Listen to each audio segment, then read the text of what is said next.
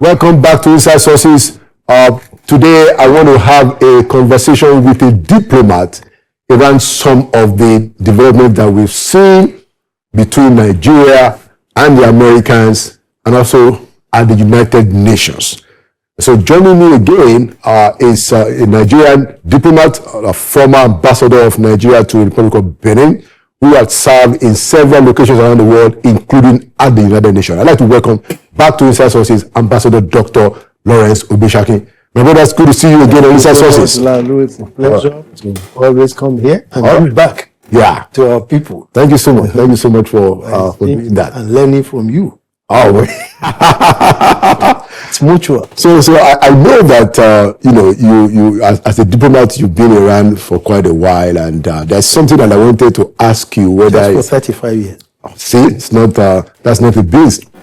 So there's been so much noise about the opposition in Nigeria saying that we've gathered all the court papers in the case that involved then Mr. Bola Ahmed Tinubu in Chicago, and they've circulated it to the Congress, they've sent it to the White House and all of that. Now, I don't want you to get into the politics because I know that is not your forte, but in diplomatic, intergovernmental relationship, will the Americans in the Congress and in the White House, will they make a big deal out of that kind of transaction, especially if it is not new? Want me to read their mind? It depends on their interest. And it's just a pity that proverbially the Nigerian politicians are acting as if a father who got into trouble is now praying to his son who had died from the graveyard that please come and help me. Nigeria is a hegemon. Nigeria is a power bloc. Why not accident of history? Nigeria had been civilized before them. When was America born? Well, they're celebrating 250 years but one was Ife Empire, or your empire. Bongo Empire, Kalem Empire, yeah. Before all these ones, it's the accident of history and our carelessness too, selfishness of our ancestors who sold our civilization with the best of their children to them there. And who are the people, making waves today in America? Who discovered the traffic lights? A black person. Telephone and all these things. It's a pity that, like the Arab says, in the caravan, the camel can see the, back of his predecessor's head. But who sees its own? It's another person, I think we should, our politicians will do well to help Nigerians, by putting food on the table and centralizing the ball, as we say in those days. The ball is that Nigerians have a lot has been endowed. Look at the mineral we have, and yet Nigerians are suffering. I think they should rather look at that. But it is, I must say, almost shameful that we go and appeal to the Americans. These lobbyists are looking for job. Yeah. They want to be paid. I always called with Professor Obiozo, who was my ambassador in Israel. Yeah, we worked under General, then Senator Nwachukwu. Professor Obiozo said that politicians have one thing. They always have exaggerated impression about themselves. And also, they want people to talk about them.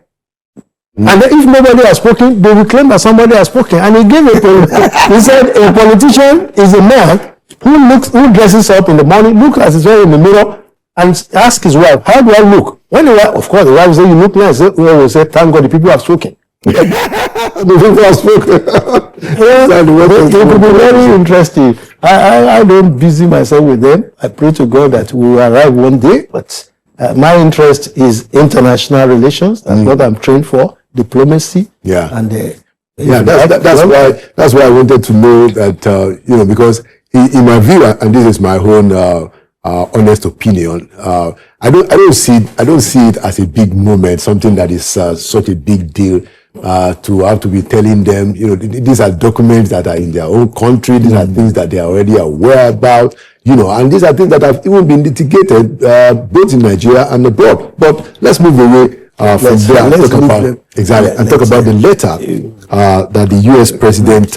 It is what the civet eats that they present to his mate when they visit him. Absolutely. And I'm going to read the portions of the letter and ask you a question. This was the letter that was released by the letters. Very, very important one.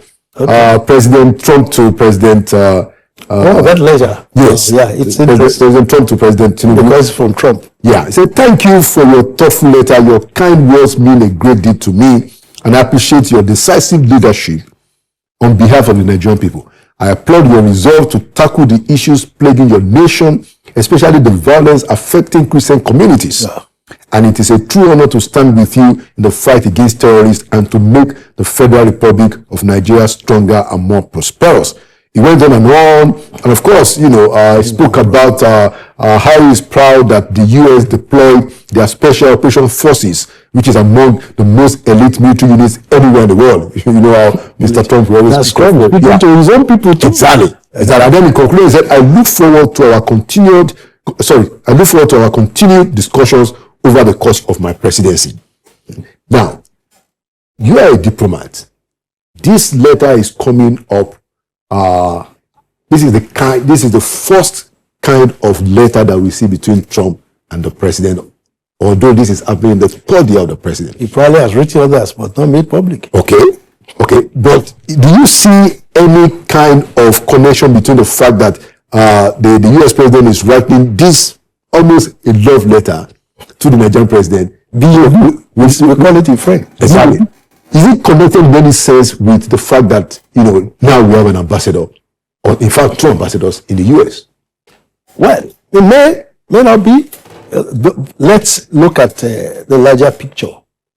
America is interested in, quote, making America great. They have a competitor now.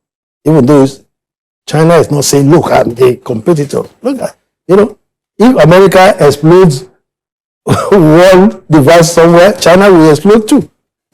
They have the money now. And of course, Russia is still busy fighting its own survival war at Ukraine. You see, President Trump, we know his own ideology, and we know how he sets about doing his own things. So we should always look at situation, issues in the context. What's happening? He himself is having challenges at home. And Nigeria is a good bride to court. Nigeria has mineral resources, and Trump has not made, reputation about it. Yeah. He wants it. Yeah. And even says that he was ready to take over Greenland for what is there. If Nigeria will be an easy picking, why not? If it's unfair to take it to write a letter, why not? Interesting. So President is in their interest. They will do whatever will favor them. They want to remain big again. That's how I want to use that word. They have been big. They want to remain big again. And to be big now is to have resources. I just read somewhere out of 48 rare, minerals, 42 are in Africa in abundance. Wow. And Nigeria has almost all. Wow. So what are we talking about? Why not be a friend of somebody who can give? So interesting. So your view is that this is something that was going to happen anyway. Yeah. Is not necessary because I had some moves, spoke with some of the ambassadors, and they said that that kind of letter couldn't have come out because there were no relationship at the highest level. Maybe not be. But you can also look at it the other way around. Why should he write if he could send his ambassador? Why did he have to write? Why did you have to? Because it's a direct communication. Yeah, exactly. And that's one of the challenges of current diplomats. Because there was a time when you have to send an envoy to go and deliver because there was no way of communication.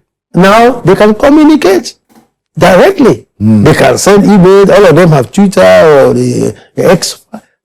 So I think it's okay. Having ambassador we've said it several times on this platform. Yeah. It facilitates things. There's no doubt. Ambassador can remind him.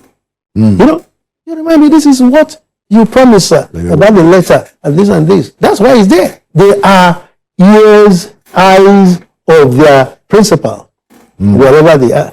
And they will all do it. You make sure that something good is said about your president, your principal. Yeah, but you think that this is good for Nigeria? Oh, well, anything that says good about our country is good for us. We are not demarketing. We have been demarketed several times ago. There's somebody said that, look, South Africa has been globalized. Then we've been globalized since the slave trade.